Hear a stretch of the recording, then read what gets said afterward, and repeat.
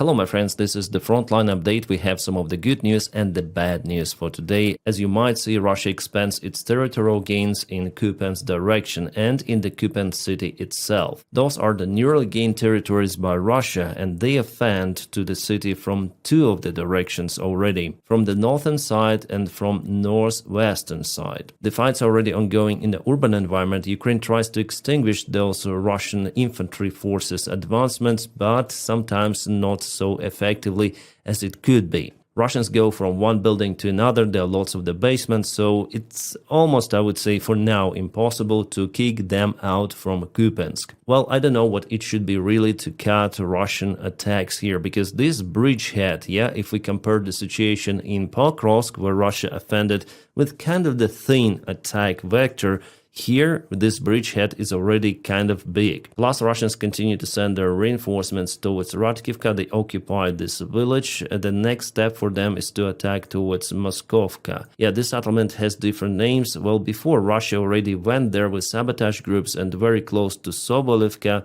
but Ukraine managed to repel this attack. However, with this bridgehead again, it's very complicated for Ukrainian army to withstand those attacks from north or the northwestern directions. Here I may admit that the tube operation played its great role in offensive towards Kupiansk. And here's more detailed map. I take it from the Maiko Center 3. Very good analytic. He analyzes all of the drone images and so on. The maps presented are pretty much legit, and you see that Russians are already in Kupiansk. They take more ground. Soon they might even go to the central part. Well, it's not even a town, it's the city, divided by river into two of the parts. Now I would say that for Ukraine it's time to think of how to withdraw the forces from this entire area. So why this Russian operation is so important? Because they may cut Ukrainian forces in the vast area. You see, there is the bridge, it is still okay. So the Oskil River goes like this. There is the bridge, but it was actually hit by Russia already. I don't know if you can see it here, but the railway bridge was totally kaputted well before, and Russia already hit this automobile part of the bridge. Here we have the new satellite images from Google. It seems like there were some of the jobs done by Ukraine to reinsure the supplements, but it's really hard to tell the condition of this bridge. Also, if I go a little to the north, here Russia also cut this bridge. They hit it several of the times. I'm out of the information if Ukraine was capable to reinstall it, and you see,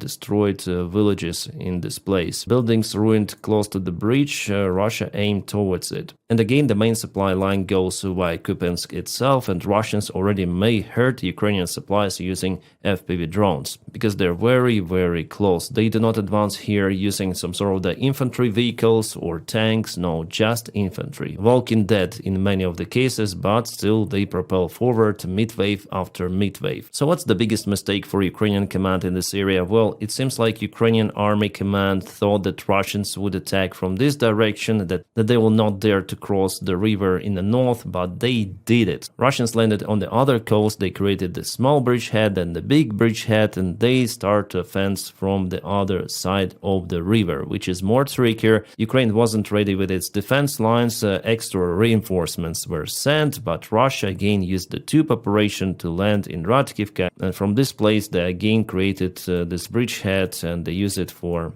attacks. Well, before the Russian military command definitely wanted to advance to Kupiansk from Sinkivka, so from this side, but Sinkivka is very defended. For 2 years Russia actually wanted to take this small village, and they lost thousands of the infantry forces plus dozens of vehicles. This village is crazy for the Russian losses, that's why Russians went to this alternate route. For them it was more profitable, and actually they create more threats for Ukraine in Kupiansk and in this entire region. About Kupiansk, we have some extra information from OSINT Analytics. They say that Ukraine is transferring the 3rd Assault Brigade into the city. The transfer has already been ongoing since at least September 13th, according to my information. There was the screenshot published from some of the message. Well, I guess tomorrow I'll try to confirm this information, because I don't have direct connection with 3rd Assault Brigade, but sometimes they say about their movements themselves, and they publish drone videos. It takes them usually several days to show the results of their drone operations, or another kind of operations using infantry forces. We will know it for sure, I hope, tomorrow. Yeah, it's quite logical to send the 3rd Assault Brigade to Sumy because they're not far away actually right now from that direction. From what I know before, they operated in Liman. Yeah, the deep state also confirms the difficult situation in Kupiansk. You can see that the gray area is in the central part of the city. I follow the Officer Plus who is out there on the front lines, who knows about the situation on the ground. He said that unfortunately Ukrainian military command wasn't really prepared for the defense of the city.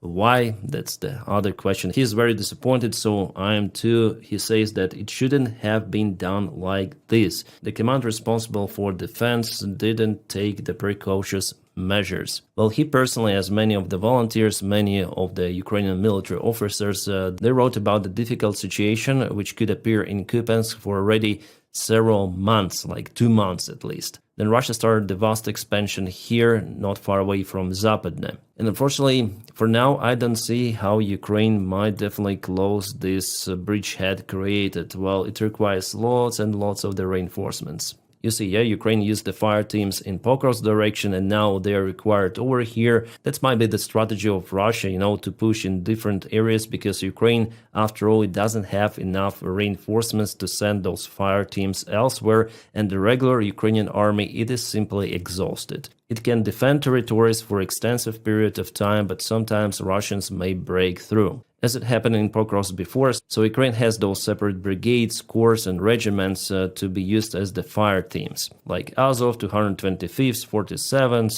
3rd Assault Brigade. There are many, but still it's not enough to fight against Russian army elsewhere. Now regular Ukrainian armies, like mobilized people from elsewhere, forced mobilization, they are in lack of motivation, definitely. Many of them, let's say, tell the things as they are, guys. Because I know what is happening on the front line. So Ukrainian army, the regular one, is not as it was in 2022. Then our guys were really motivated and liberated all of this territory plus Kherson region. Yeah, it's not happening like this any longer. Simply out of the resources and in general exhausted. That's why volunteers like Sternenko and many others, they are calling for reforms in Ukrainian army. And I'm also calling about it because judging on what is happening on the front lines with Kupiansk, with the Russian breakthrough in Pokrovsk, that was eliminated. Yes, it was done correctly, but before Ukraine wasn't really ready for that Russian breakthrough. So we all have the questions to the competence of the Ukrainian army command, to some of the local commanders, but still they're way more competent than Russians. If Russia had the Ukrainian military command, they would occupy half of the Ukraine already, but they are more incompetent, they're stupid Soviet idiots. That is actually what is profiting Ukraine in this war. But Russians learn, they evolve, so it's not going to be like that all the time. No. Alright guys, now to the good news. It seems like Alexeyevka will be liberated very soon, if not yet liberated, because according to the information which is coming from the front lines, Ukraine is very close to push Russians close to the border. Also, if we go a little bit westbound here, Russians also leave this territory. They're actually jammed in this lake. They try to cross it. This picture was shared by our analytics. They say that Russians swim across the lake under the drone fire. Yeah, significant losses for Russia in Sumy, and President Zelensky again today stated that Russian operation in Sumy totally failed. They actually planned the attack towards the city of Sumy, but decided to change their plans and now will concentrate forces in Pokrovsk and Zaporizhia directions. About Pokrovsk direction and Konstantinovka, there were no changes for the last, I would say, couple of days. The information about the Russian encirclement here, well, some analytics say that Russians are being encircled, some say not. I guess Ukraine should take Mayak to reinsure the encirclement. And here is the possible one more encirclement. I've told about it, I guess already I'm telling for several of the days that Ukraine has the chance for it, but so far Ukrainian army wasn't able to cut supplies entirely. In Pokrovsk itself, you may see the expansion of the gray area here. In Zviro, where Russia expanded this attack, and they may send more sabotage troops to the settlement itself. Well, before it was similar with the Russian sabotage forces even entering the central part of the settlement, but later on they were repelled. So this Russian new attack also could be cancelled. If you go to the southwest, there is the Russian army movement yesterday and today. They gained more ground in those fields and they want to take Nova Ivanivka village. Yes, definitely there was the movement. Well, judging on the Russian movement for the last months, let's go to August 16th. And what it is today, so I would say that Ukrainian defense is not strong here. Well, I think I understand the idea of the Russian army here. They really want to go to Zaporizhia. They had multiple of the attempts to go directly from the south. They occupied Kamensk, but for now there's standstill there. At least for the last 10 days they cannot move further, and they send some of the extra forces to Orikhiv. They actually accumulate the forces even right now. Zelensky says that Russia may strike in Zaporizhia. I guess it might happen from Orikhiv direction. Russians actually already tried to attack there using the group of the armored vehicles, but this attack was totally cancelled by Ukrainian drones. And now we see how they move from this direction. As I say to you, the defense of Ukraine seems like not so strong in this direction. So in perspective, Russia may take this highway and to attack from this side, like from this side, from this side. So they have this plan. Whether this plan is real for them to make happen, I don't think so. They should concentrate like all of the forces in Zaporizhia direction, and that's how they may actually succeed, at least taking those roads under control, yeah, on the way to Zaporizhia. But Russians dispersed the forces elsewhere on the front lines, so for them to achieve this result, I don't think it's real with the current resources, with all of those problems with logistics and so on. And of course, some of the images, for example, from the drone cameras, for you, my friends. This is the Bryansk region, Russian Federation, very close to Ukrainian border. Russia used this hangar for their military equipment, for supplies. You can see some of the motorcycle even here. Okay, motorcycle is no more. This is Ural truck. I wonder where are Russians, why they left this vehicle over there alone. Well, this vehicle is no more. Yeah, one more Ural truck. I think, yeah, it's different one because the previous one was kaputted, I guess. Here we go.